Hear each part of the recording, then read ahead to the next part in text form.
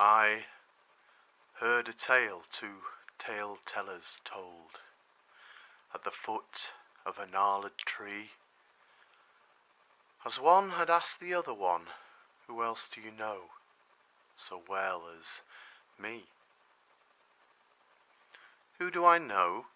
the first replied, "as well as I know thee. There's one alone with whom I share the night's reflected dark, and in his eyes the cosmos lies, and all who pass he calms, and in his hand are mercies carried, and in his pocket stars." And here's the story they unwound, its warp and weft they rent. They cut the threads that fate had bound, a right they had not earned. The story tells of he who walks between the wrong and right, whose world we see reflected only in our own dying light.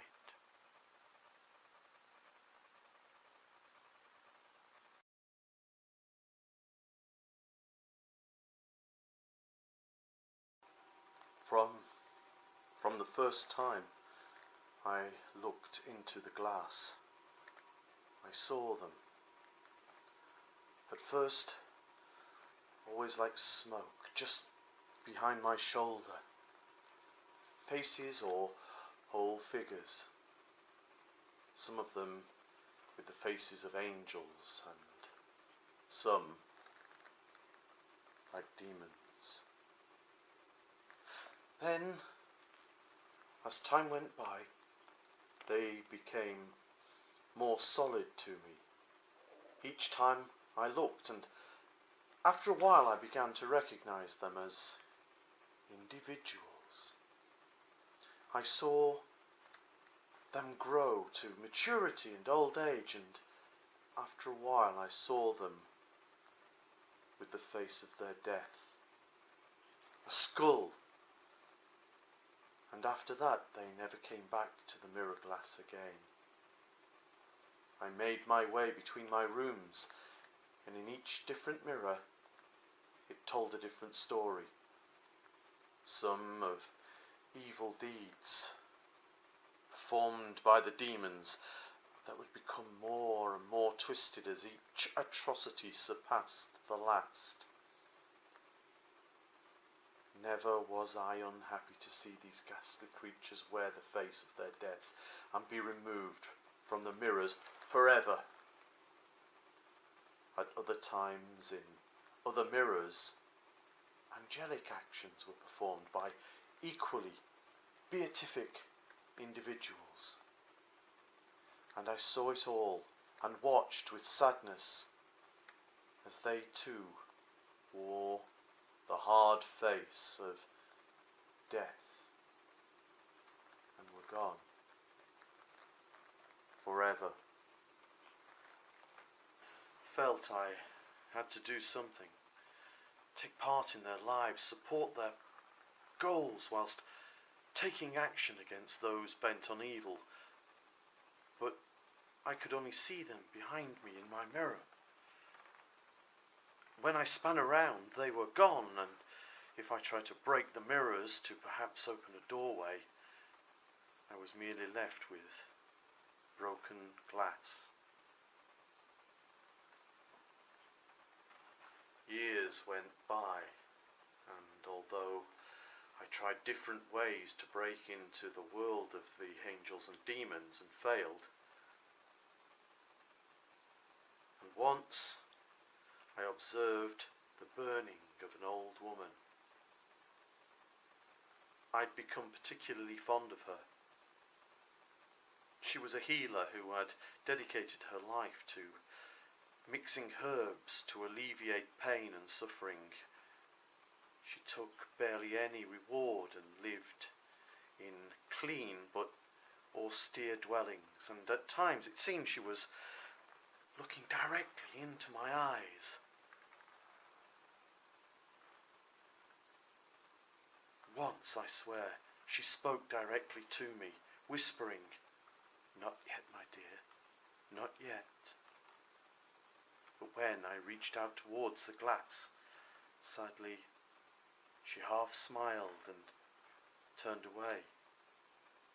And a day later, she was dragged screaming from her house by demons.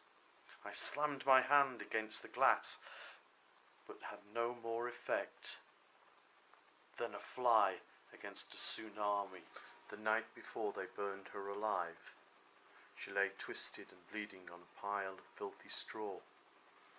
I saw her face become that of the skull, staring at me as she shook with tears and whispered words I could no longer understand. As she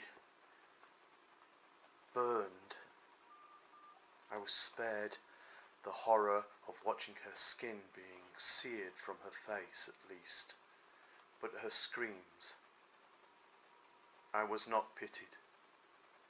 For a long time I was unable to watch the lives of the mirror people as they rose and fell. I merely glanced up in weary acceptance as faces changed to skulls and they faded away.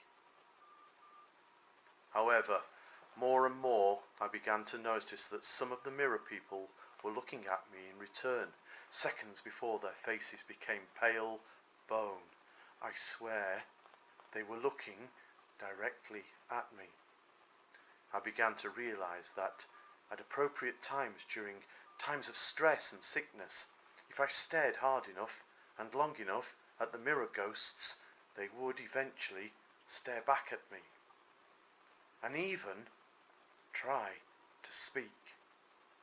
They began to last longer. Treatments and medications helped. They discovered how to use new power, transport, and philosophy. I wandered from mirror to mirror in my home, hoping to see new clues to their purposes and methods, the still short-lived ghost people.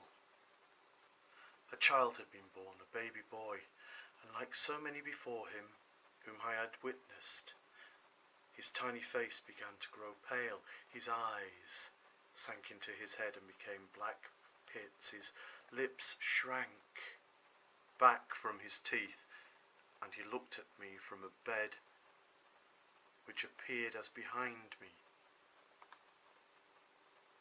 In the mirror room I heard his mother's voice. "Please, don't." I looked up and saw she was looking through the reflection directly into my eyes. I swear she could see me. I swear. I shouted, "Let me help. What can I do?" I placed my hand on the mirror as if to touch her shoulder. The woman clutched a soaked tissue to her chest. "Please," she begged, "take me. Don't take my baby." She pleaded with me through the glass, closer than any one of them had ever been before, closer than the eye could see. "Take him," I breathed. "Please," she repeated, "please, death. Take me instead." And I could see that her face was already beginning to pale. As her child's healthy flesh was returning, I looked from one to the other, and as each of their faces rippled between bone and skin, I realized. I knuckled my eyes and ran through my hall into a different room, but everywhere there were more mirrors. I tore them down and smashed them onto the floor, but this just created more windows into their world. The mother and the baby, staring back, both potentially death's victims, both innocent. Who should die? beating the shard-strewn floor with white, marble-cold hands, I realized the choice was mine.